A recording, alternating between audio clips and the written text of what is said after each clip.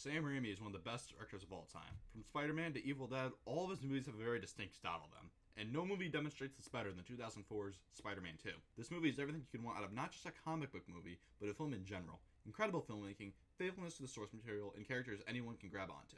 There are many things in this movie I could talk about, but today I'm going to talk about cast and characters, because in my opinion, this film has a perfect cast. Every character, even background characters, are filled with just that.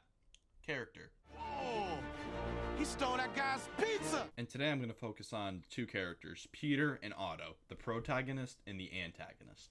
Let's start with Peter. Now, what is the appeal of Spider-Man? He has to pay. Rent? He has a job.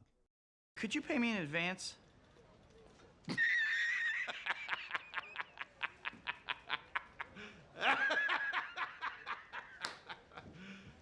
You serious? He's a student. Your paper on fusion is still overdue. I know, I'm planning to write it on Dr. Otto Octavius. Planning is not a major at this university. But he also has responsibility as Spider-Man.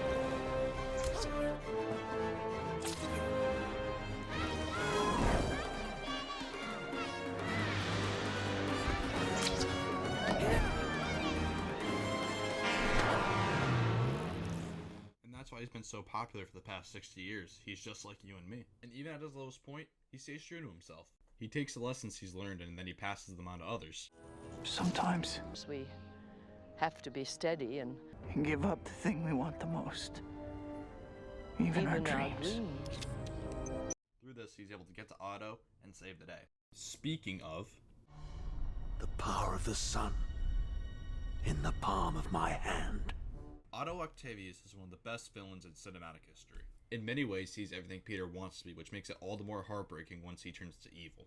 Like Peter, he has his gifts, but he's able to balance his life, work, and have a relationship with his wife, so this leads to Peter looking up to him in a way. He even uses Otto's own words to turn him back and save the city. Intelligence is not a privilege, it's a gift, and you use it for the good of mankind. You once spoke to me about intelligence. That it was a gift to be used for the good of mankind. A privilege. Because at the end of the day, Otto isn't necessarily evil. He's simply a tortured man doing what he thinks is right. There is so much more to this movie that works, and maybe one day I will dive deeper into Spider-Man 2. But for now, we can appreciate the perfect casting and the parallels between Peter and Otto. So next time you're deciding what movie to watch, maybe, just maybe, revisit Sam Raimi's Spider-Man 2.